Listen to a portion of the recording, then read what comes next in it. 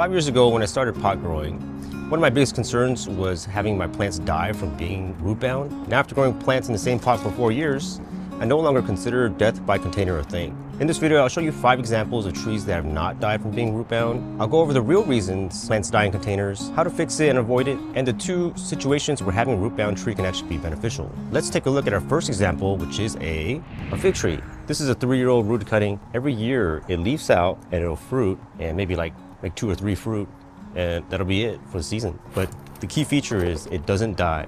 This tree is actually restarting that cycle now, and it's starting to leaf out again. And I would expect the same thing to happen. But this is a small tree. Let's take a look at a bigger tree.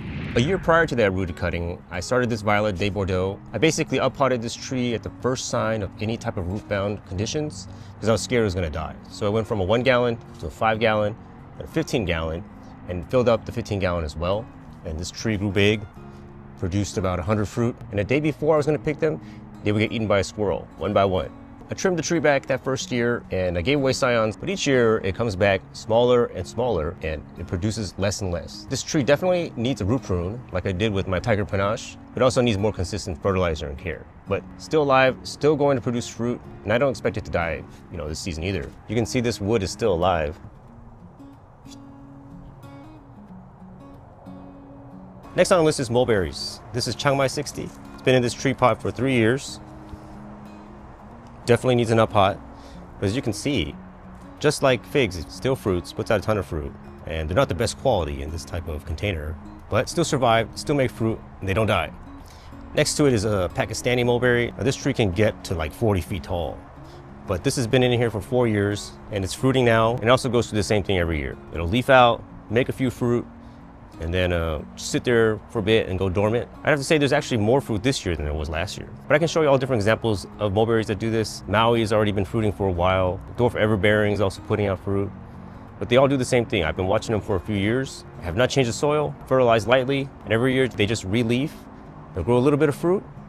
Every year is less and less, and then they go dormant again. And it does make sense they grow like figs because they're related. Next, we'll take a look at something that's not from the Moraceae family. This is a Bonetes. It's a mountain papaya that I got from Raul, and it comes from somewhere in Mexico, that area.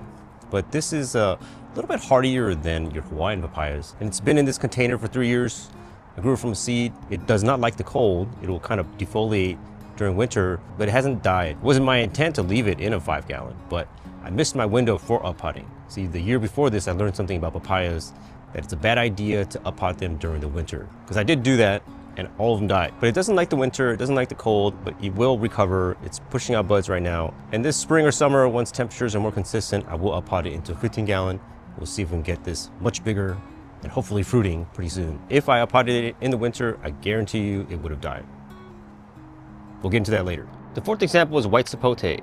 Now I have white sapote fruiting in containers, but those are not root bound. But this plant here is 3 years old, and it's been in the same container.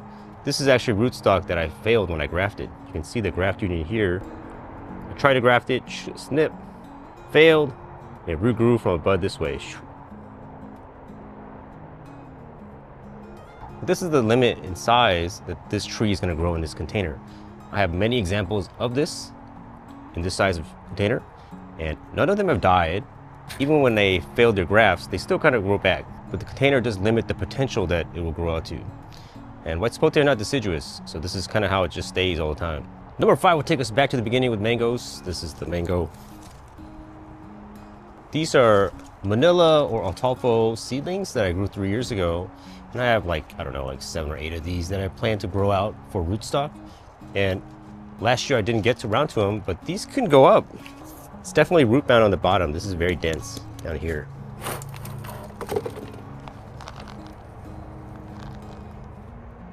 You can see in the small pot, it's taller than me. It's over 6 feet, 9 inches already, less 1 foot.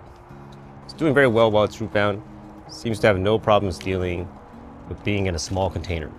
And I can show you a bunch of other examples like blueberries, lychee, longan, citrus, avocados, some other weird plants, all that have been in the same containers for multiple years and have not experienced any type of dying. So what is the reasoning behind container plants dying?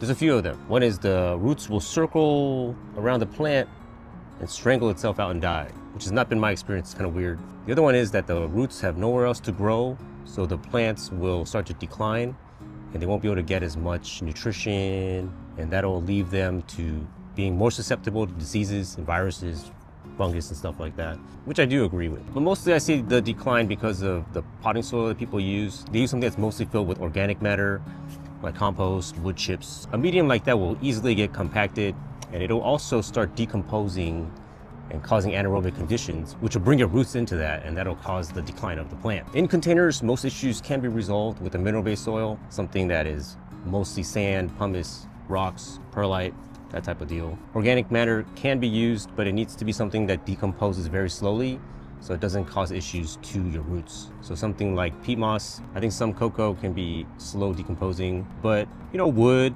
and leaves, that type of stuff, compost, that's gonna decompose very quickly, and it's gonna cause issues for your roots. But this is not a cure-all for all issues when growing in containers. Zone pushers will know that once it starts to get cold or too hot, then you run into issues with the plants. Like I mentioned earlier, I had an epiphany when growing papayas. What I learned was that plants dying in the winter was not necessarily an issue with the cold itself. Like, they weren't dying because they were freezing to death, but it was more of an issue with the lack of oxygen. So how I learned this, I grew about 100 seeds, and maybe 10 to 15 made it through the summer, and they were in tree pots. Of the most vigorous ones, maybe 5 or so, I put those from the tree pots into 5-gallon pots. All the plants were root bound at the time, but some were bigger than others, and those were the more vigorous growers that I put into the 5 gallons. And those plants very quickly, as temperatures dropped, died. What happened was they rotted out and tipped over at the trunk. At the soil line, they just rotted and died like that. So why did this happen? I believe it was from the uppotting. I did use a mineral-based soil, and at that time I was using a lot more pumice and sand than I do now. It was a very airy mix. While those 5-gallon plants died, the ones I left in tree pots actually survived through the winter. And I think because the ones in 5 gallons were surrounded by soil, and they weren't able to breathe as much as the ones in the tree pots, because the ones in tree pots, they were very root bound, and the roots grew all the way down the sides of those tree pots and from the bottom. So there was a lot of space for the roots to breathe since there's no soil surrounding them. So my observation was the metabolic function slowed down during the cold, which caused the plants to have a more difficult time getting oxygen, basically breathing. And because the root bound trees were still had a lot of exposure from their roots to the pot, it was much easier for them to intake oxygen. So it was an issue with the cold, but it wasn't the cold that was killing the plants. There was no frost damage on the leaves or on the plants themselves. They actually looked fine, but they had died, they had rotted over. And that brings us back to the first scenario. A root bound plant will benefit because it can get more oxygen. It can breathe better if its roots are exposed to the air. Now, it will need much more water, but since it has more oxygen, and if you're fertilizing correctly, it's going to continue to grow in that container, just like the mango. So you can let a root bound tree grow a little bit longer in the container. There's no rush to get it up potted. That is if you're using a mineral-based soil. Another reason is once a plant roots out in the container, it'll start focusing growing vegetatively. So you want the roots to grow out, but let it grow up too once the plant's done growing its roots. The plant can continue growing in a small pot, but it needs to be fertilized and watered properly. I've seen a very huge mother tree in a small block of rock wool, and it had a bunch of drippers hooked up to it, like it was Bane, like getting pumped up with steroids. But it was growing incredibly well, right? The canopy was maybe 10 times the size of its root mass. Another benefit is you can keep root bound tree in the smaller pot, and that'll be easier to move around, easier to manage in general, easier to ship, and easier to bring to people if you're selling locally. It's much easier to get a small pot into a car than a big pot. But this probably only applies to degenerate plant collectors like myself.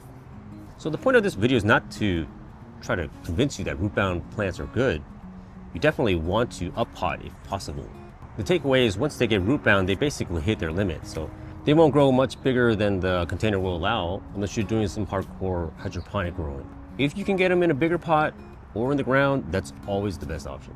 But if you're concerned that your plant's gonna die from being in a pot, then I wouldn't be in too much of a rush to get it into another container. You might just be doing a favor, leaving it root bound for a little bit. And if you wanna do yourself a favor, watch this video on drip irrigation so you can water your root bound plant 20 times a day if you need to. Please sign up for my newsletter. Thanks for watching, like and subscribe for more.